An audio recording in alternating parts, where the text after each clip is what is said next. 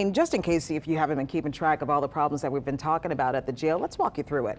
Back in May, 10 inmates made a dash for freedom. Then we have the accidental release this past Sunday that David just talked about. And then today we learned another inmate accused of sexually abusing a 13-year-old girl also walked out of the New Orleans jail. The district attorney's office calls this another accidental release, while the sheriff's office says that is false. Rachel Handley joining me now in studio. She has been looking into this incident that happened back in December. Rachel, why are we just now hearing about this?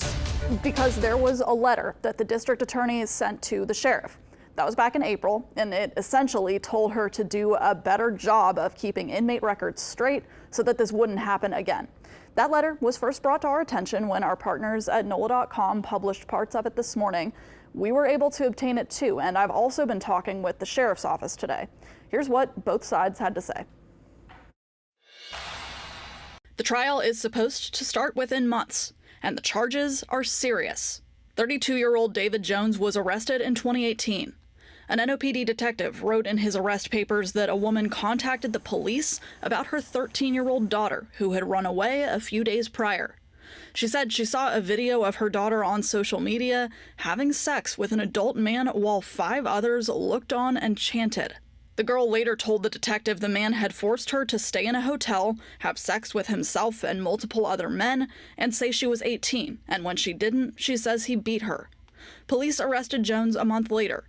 The affidavit doesn't say why they believe he was that man.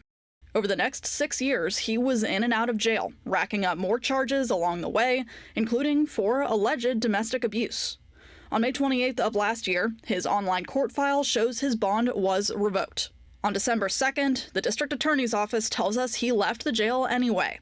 It wasn't until he walked into the courthouse for a hearing almost 4 months later that the DA's office says it realized he had been gone. It filed another order for him to be taken to jail, and he was booked April 14th. We obtained a letter the DA sent to Sheriff Susan Hudson that month. It called Jones's release a grave error.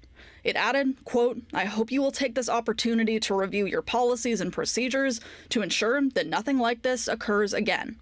The sheriff's office told us that, quote, "Any suggestion that Mr. Jones was mistakenly released is factually incorrect." It said when he was out during that time, he had bonded out and was fitted with an ankle monitor. We followed up and asked why he was able to bond out after his bond was revoked May 28th.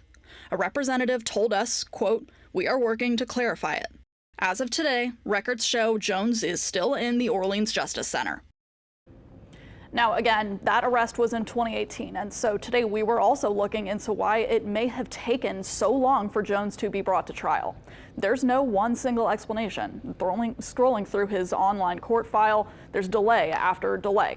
He changed lawyers multiple times, he bonded out, then was brought back into custody multiple times, he got charged for other crimes inside the jail, and there was even a hearing pushed back a month and a half because Hurricane Ida had forced the courthouse to close.